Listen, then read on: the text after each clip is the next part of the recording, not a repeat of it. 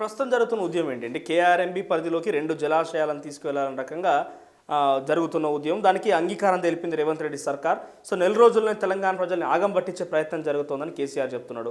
So నిజానికి ఈ సంతకం జరిగిందా? ఒకవేళ నిజంగా జరిగితే ఏం నష్టపోతుంది తెలంగాణ? ఇప్పుడు ఒకటి గుర్తుంచుకోవాల్సింది ఏంటంటే సంతకాల విషయానికి చేసినట్టు ఈ ప్రయత్నాలన్నీ వీళ్ళు ఈ గవర్నమెంట్ వచ్చి ఎన్ని రోజులు అవుతుంది? 60 రోజులు అవుతుంది. 60 రోజులు ఇవన్నీ జరిగినాయి. కృష్ణా రివర్ బోర్డు ఇవాళ ఇరిగేషన్కి సంబంధించినటువంటి ఈఎన్సీలు ఎవరున్నారు? నీ యొక్క దగ్గర వాళ్ళే కదా ఈఎన్సీలో ఉన్నది. వాళ్ళు ఎట్లా చెప్తే మీరు ఎట్లా చేసినారు కదా. కాబట్టి ఇవాళ అసలు దొంగలు మీరైతే ఇవాళ వచ్చిన గవర్నమెంట్ని అనాల్సిన అవసరం లేదు అని తెలియజేస్తున్నా. ఇవాళ ఒక ఏమంటారు గత ప్రభుత్వంలో అంటే ఆనాడు ప్రాజెక్టులకి ఇరిగేషన్కి సంబంధించి ఒక సలహాలు కానీ సూచనలు ఉండొచ్చు ప్లాన్లు చేసినటువంటి వాళ్ళే తెలంగాణ ప్రభుత్వంలో పనిచేసిండ్రు. ఇవాళ కూడా వాళ్ళు ఇంకా కంటిన్యూ అవుతున్నారు. మరి ఇంకా వాళ్ళని తీయాల్సినటువంటి అవసరం ఉంది కాబట్టి ఇంకా కొంత రివ్యూలు చేస్తున్నారు. ఆ తర్వాత అసలు ఏంటి అన్నదానికి బయటకు వచ్చేటువంటి పరిస్థితి ఉన్నది. అందుకే వెయిట్ చేస్తున్నారని నేను అనుకుంటున్నాను. అయితే ఇవాళ కృష్ణా రివర్ బోర్డుకి సంబంధించినటువంటి జరిగినటువంటి పంపకాల వల్ల ఏమవుతుంది అని అంటే చివరికి దీనిని పొలిటికల్గా పూర్తిగా వాడుకునే ప్రయత్నం మీరు చేశారు. ఎలక్షన్ రోజు కూడా మన నీళ్లు దోచుకుపోయే ప్రయత్నం చేస్తున్నారని నాగార్జున సాగర్ దగ్గర ఏపీ పోలీసులను పెట్టి హడావుడి చేశారు. సెంటిమెంట్ రగిల్చే ప్రయత్నం మీరు చేశారు.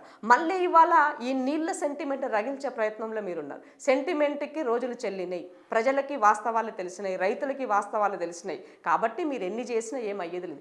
కేంద్ర ప్రభుత్వం చేతిలోకి వెళ్ళినప్పుడు కేంద్రము రాష్ట్ర ప్రభుత్వాల్లో చాలా దగ్గరలో ఇవాళ సెంట్రల్లో ఉన్నటువంటి ఎన్డీఏ ప్రభుత్వం అనేది తన సంకీర్ణ యొక్క గుణాన్ని అది ఫాలో అవుతలేదు.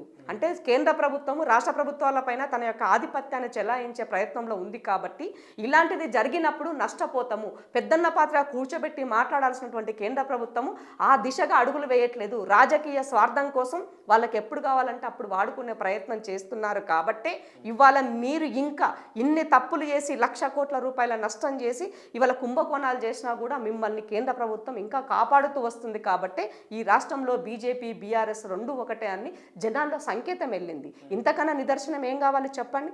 ఇవాళ ఒక పాలమూరు బిడ్డ ఒక శ్రీనివాస్ అనేటువంటి వ్యక్తి మీరు వేసినటువంటి ఈ సంగమేశ్వర్ దానికి రాయలసీమ హెడ్ రెగ్యులేటర్కి సంబంధించిన లిఫ్ట్ ఎప్పుడైతే మీరు ఎత్తు పెంచుతామని చెప్పారో ఆ ఎత్తుకు సంబంధించి ఇది మాకు నష్టం జరుగుతున్నది కోర్టుకు వెళ్ళాడు అడ్వకేట్. అతను కోర్టుకు వెళ్ళిన తర్వాత కదా మీరు స్పందించింది. అప్పటిదాకా ఎందుకు స్పందించలే? కనీసం అడ్వకేట్లను కూడా మీకు రాజకీయ కోణంలో మీకు కావాల్సిన ప్రాజెక్టుల కమిషన్ల విషయంలో అయితే కోర్టులలో కేసులు వేస్తే కోట్ల రూపాయలు వెచ్చించి సుప్రీంకోర్టు అడ్వకేట్లను తీసుకొచ్చి కొట్లాడిచ్చారు. మరి ఈ తెలంగాణ పాలమూరు బిడ్డలకు నష్టం జరుగుతున్న ఈ ప్రాజెక్టులపై నష్టం జరుగుతున్నప్పుడు పక్క రాష్ట్ర ముఖ్యమంత్రి నీళ్లు తీసుకుపోతున్నప్పుడు వీటి పట్ల మీరు ఎందుకు కొట్లాడలేదని అడుగుతున్నా. అంతే సీరియస్గా ఎందుకు తీసుకోలేదని అడుగుతున్నా. దీన్ని బట్టి అర్థమవుతుంది మీ చిత్తశుద్ధి. దక్షిణ తెలంగాణ పట్ల మీకు ఎంత ప్రేమ ఉండింది, పాలమూరు బిడ్డల పట్ల ఎంత ప్రేమ ఉండింది అన్నది ఈ ఒక్క విషయంలో మనకు అర్థమైంది. మీరు చెప్తున్న మాటలు చూస్తే నిర్వీర్యం జరిగింది, సవత్తల్లి ప్రేమ చూపించి దక్షిణ తెలంగాణ అని చెప్తున్నారు. కానీ సస్యశ్యామలంగా పాలమూరులో అయినా పచ్చని పైర్లు బయటకు వస్తూనే పంట తీస్తున్న రైతులు అంటే దానికి కారణమే కేసీఆర్ అని చెప్పి కేసీఆర్ చెప్తాడు. ఒకే ఎత్తు అయితే మరోవైపు గతంలో అన్ని రాష్ట్రాలకు సంబంధించిన విషయంలో కేసీఆర్ చాలా చతుర్థి వహించి అటు ఆంధ్రప్రదేశ్ రాష్ట్రంలో రాయలసీమ కరువు ప్రాంతాన్ని కూడా తీరుస్తానని చెప్పి కేసీఆర్ చెప్పిండు. సో అందరి దృష్టి ఆలోచించే కేసీఆర్ ఎందుకు తెలంగాణ మీరు చెప్పినట్టుగా దక్షిణ తెలంగాణకి వ్యతిరేకం జరిగింది అనుకుంటారు? మరి ఇప్పుడు భజన చేసేటువంటి యంత్రాంగము భజన చేసేటువంటి మంత్రులు గత పాలనలో ఉన్నది కాబట్టి ఆయన ఏం చేసినా నడిచిపోయింది.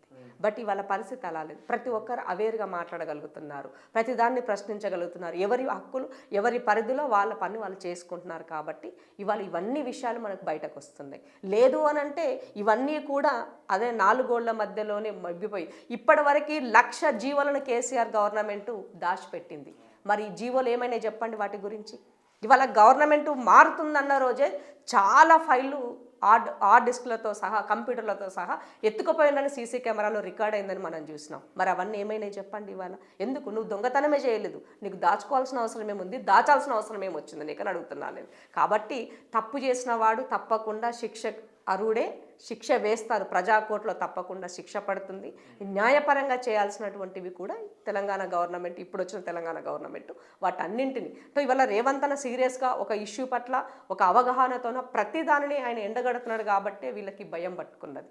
ఇవాళ మీరు నిన్న చూడండి హెచ్ఎండిఏకి సంబంధించినటువంటి ఇప్పటికి ఏవి నడుస్తలేవు, ఏ రిజిస్ట్రేషన్స్ ఏవి జరగట్లేదు. ఎందుకంటే బికాజ్ ఆఫ్ ఒక తిమింగలాన్ని పట్టుకున్నారు. ఆ తిమింగలం వెనుక ఉన్న పెద్ద తిమింగలం ఎవరు అన్నదానికి అందరికీ తెలుసు. ఆ పెద్ద తిమింగలం త్వరలోనే పేరు కూడా తెలుస్తుంది. సో ఇవాళ ఇవన్నిటి వ్యవస్థనంతా కూడా స్తబ్దతకి గురి చేసింది మీరే.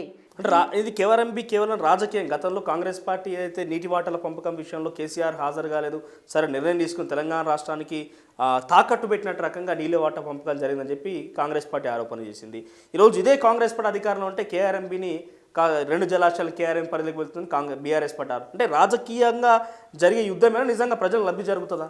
అంటే గతంలో వీళ్ళు అదే ఆరోపణలు చేసి ఉద్యమాలు చేపట్టారు. ఈరోజు కేసీఆర్ నల్గొండలో 13 తారీఖున సభ పెట్టి ఉద్యమం చేస్తా, జంగు సైరన్ మోగిస్తా అని చెప్తున్నాడు. ఇప్పుడు ఆయన జంగు సైరన్ మోగిస్తా, అందుకే అన్న దొంగే దొంగ అన్నట్టుగా ఉంది. కాబట్టి ప్రజలకు ఏం చెప్తున్నంటే మీరు అందరూ పోస్టర్లు ఆ రోజు ఫ్లక్కార్ల ద్వారా మీరు నిరసన తెలియజేయండి.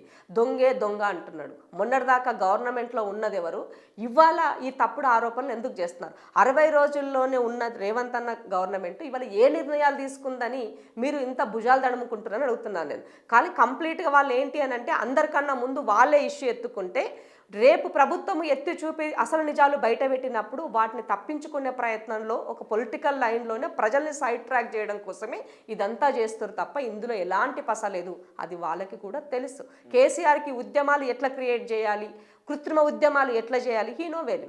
కాబట్టి ఇవాళ అదే పనిలో కేసీఆర్ ఉన్నారు తప్ప ప్రజలు నమ్మే పరిస్థితి లేరు.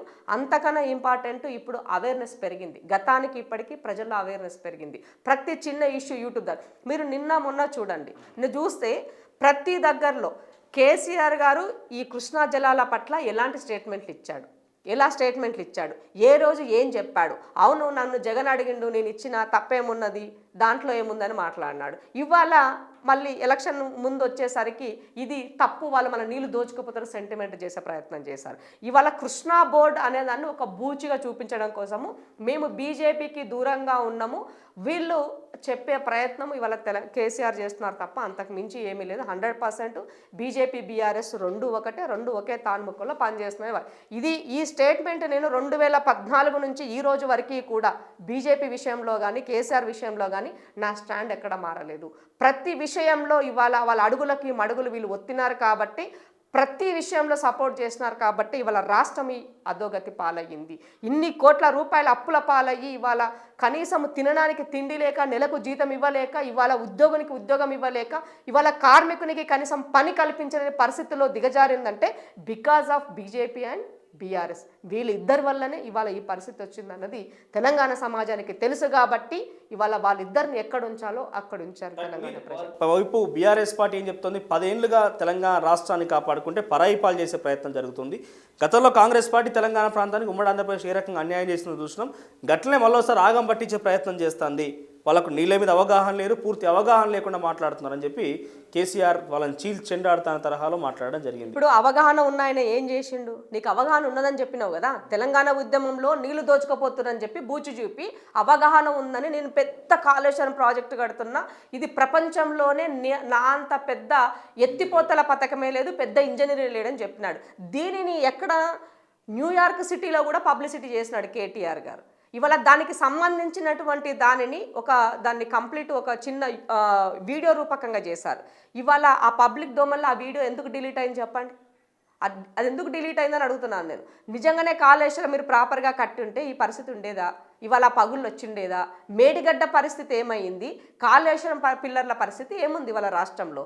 ఇంతకన్నా ఇంకేం చెప్పాల్సిన అవసరం లేదు. వాళ్ళ అవగాహన ఎంత ఉంది అన్నదానికి కేవలం వాళ్ళ కమిషన్ల కోసం, ప్రజల యొక్క ఖజానాని ఆగం చేయడం కోసం మాత్రమే ఇవాళ ఈ ప్రాజెక్టులు మన ముందుకు వచ్చాయి. వీటి రూపేణ ఇవాళ రాష్ట్రము ఆర్థికంగా చాలా నష్టపోయింది.